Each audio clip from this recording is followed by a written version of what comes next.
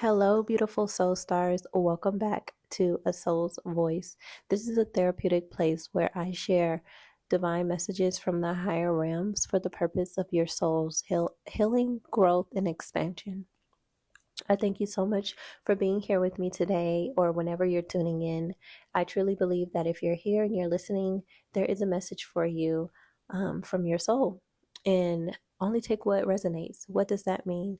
Only takes the things that you are hearing that really hit or strike a tune in your heart that makes it jump a little bit like, oh, I do believe that no one can tell you anything about your path except yourself. And these readings or messages are only for confirmation. So let's jump into the message. Also, I wanted to say that I'm feeling a little under the weather. So if my voice sounds a little nasally or I'm taking pauses and I'm breathing hard, I'm just now getting over COVID. So bear with me. But let's dive in. So I was hearing wholeness, wholeness, wholeness kept repeating in my mind, and I asked Spirit, like, oh, what first, like, is this message for me or is this a collective thing? And I really feel like this is a collective shift that's coming in. I feel like a lot of people are waking up to a higher consciousness, so that means they're not just focused on earthly things anymore, as far as like security and buying things and going places and looking good, all the surface level things that we focus on sometimes too much here on earth. I feel like a lot of people are waking up and rising, and they really want a sense of wholeness in their soul. Spirit said in order to be able to receive this wholeness, you have to merge the shadow and the light of yourself. You have to love, self-love, love all parts of yourself, even the parts you don't love. Side note, I believe that the parts that we don't love about ourselves, our character, our personality, the parts that people try to shun down and make us feel bad about and hide, are the parts that make us authentic and unique. And those parts are our gifts. We find our gifts a lot of times when we do shadow work. We realize, like, oh, there's actually, this is where my power lies. So remember, when you're healing, like, don't feel bad about your shadow self. Shed light on how you can elevate the shadow self to merge with your light self so that you can start to feel whole, because wholeness comes from within. And I know we look a lot now because social media and just the world we have been raised in makes us feel like a wholeness is something we experienced outside ourselves. But the truth is, wholeness is something you can only experience within. And then once you start to experience this wholeness within, it projects outwardly into the experience around you and into your environment.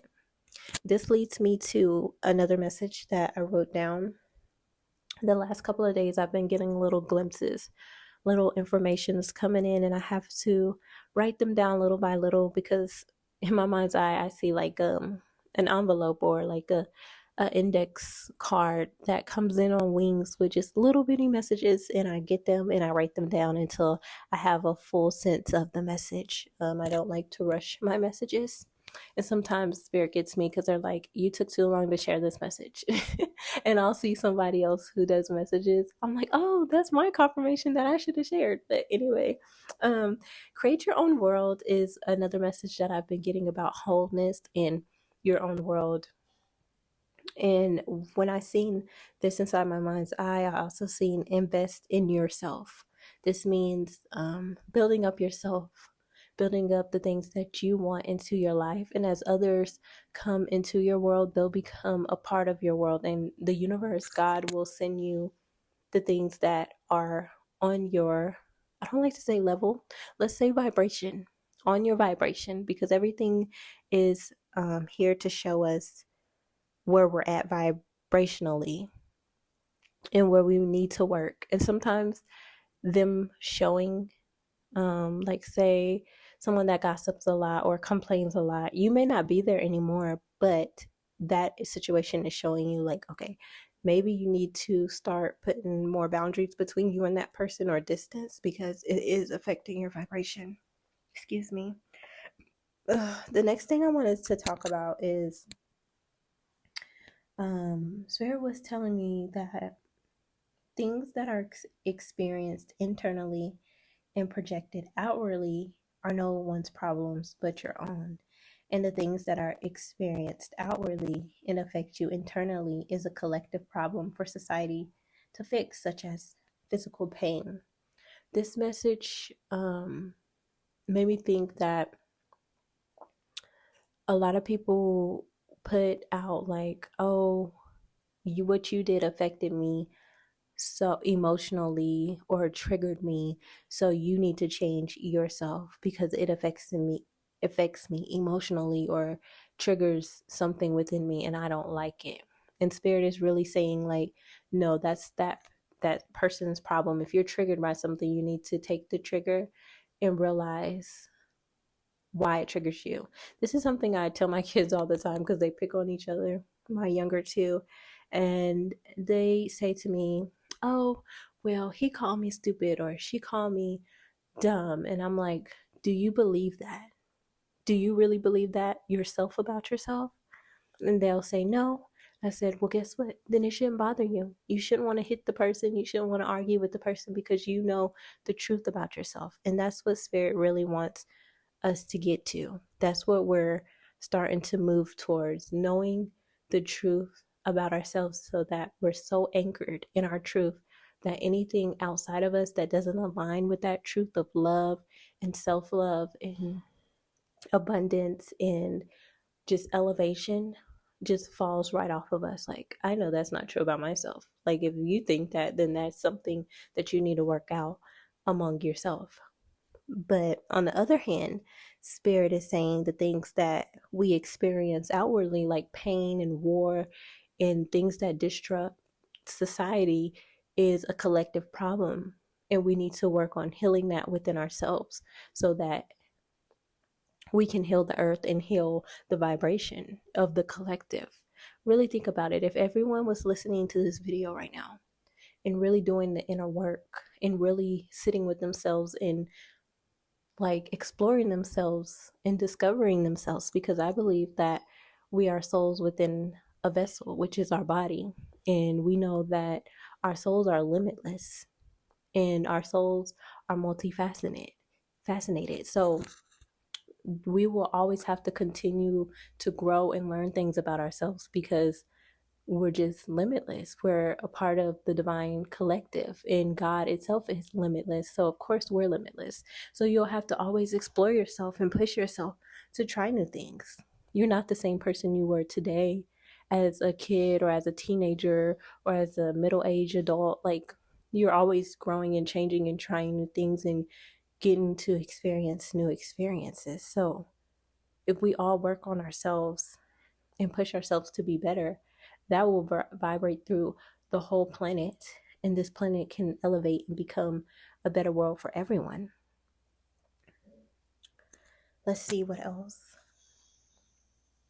So with this wholeness, spirit really putting an emphasis on just really going within and seeing what parts of you can be healed and what parts of you can integrate with to be able to elevate yourself, to start creating a world within your atmosphere and your environment of abundance and love. Let me go through my journal.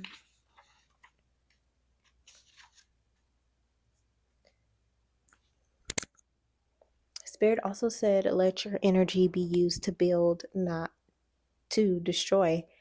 And I really felt like this was an internal message because a lot of the messages that have been coming through are really focused on the soul, like really connecting and anchoring into the soul. But they're saying when you speak to yourself, use love, compassion. Don't be so hard on yourself in your environment, in your journey. What is coming up for me is like all these self gurus and self-help and self-improvement diets and everything, like skin routines, daily routines. We often try, I'm guilty of it too, we'll go online and we'll try somebody else's routine And sometimes those work for other people, and sometimes they don't work. A lot of times I realize, like, no one can tell me about myself except myself. Like, I've come to the conclusion, like, I really have to go within and really dig to see what works for me. And I think a lot of people need to do that instead of trying to get a quick fix of, like, okay, let me try this routine, let me try this product. And then when anything doesn't work, it's like you come back around and circle to yourself, like, oh, maybe I messed up, or I should have did this better. I fell off. I didn't stick to the routine. I got up at 5 a.m., but now 3 days later, I'm sleeping in too late. Like, no, follow the flow of your journey, your body, what you're feeling. Get out of this external looking to the world to try to give you answers. Sometimes you just need to sit with yourself and really ask yourself, because yourself knows. Like, take this message, for example, or if you watch other pick a cards or collective messages, like, a lot of times you'll be like, oh yeah, I was thinking that. Oh yeah, I just thought about that yesterday. Or I was in the car and I just said that, because you know deep down what is good for you, what you need to do in your life. These are just confirmations, because sometimes our ego is like, I want to hear it from somebody else, or I want to see it in the physical world. But you have all the answers. So use your energy to build up the world you want to create, to build up yourself, to make those changes. And the choice is simple. The choice is simple. You can do it now, or you can, when I believe, like, whenever you make a decision to change, that is the right time. I don't think that waiting too late or missing opportunities. I believe everything happens in divine timing and at the right time. And I also believe that there are no such things as coincidences. Like, everything is so intertwined that it all works out for your highest good at the end. Even if you took a different route to get there, you're still going on the same route. So whenever it is the right time within your soul, within your spirit, because our souls are really, really very in charge this lifetime. We think that we're in charge, the ego's in charge, but really our soul is always leading us to where we need to be. So this is a time to really pour into yourself, to explore yourself, to try new things, to allow yourself to be in your inner child energy, exploring, discovering, finding out what works for you, what doesn't work for you. And it's always a choice. It's a choice and then a decision. If you don't like something in your life, change it. It's that simple. We often complicate things, but really life is simple. It's when we let our egos get involved and start making choices for us and decisions for us that we get overly stimulated, and we're like, okay, this is too complicated. I don't know which way to go. But our heart is always like, this direction.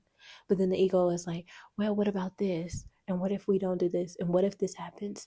But that first thing that your heart tells you is usually the right choice. It's always the right choice. And don't limit yourself. I'm here, Spirit, saying, don't limit yourself. Remember, you're a limitless being. You're a limitless soul.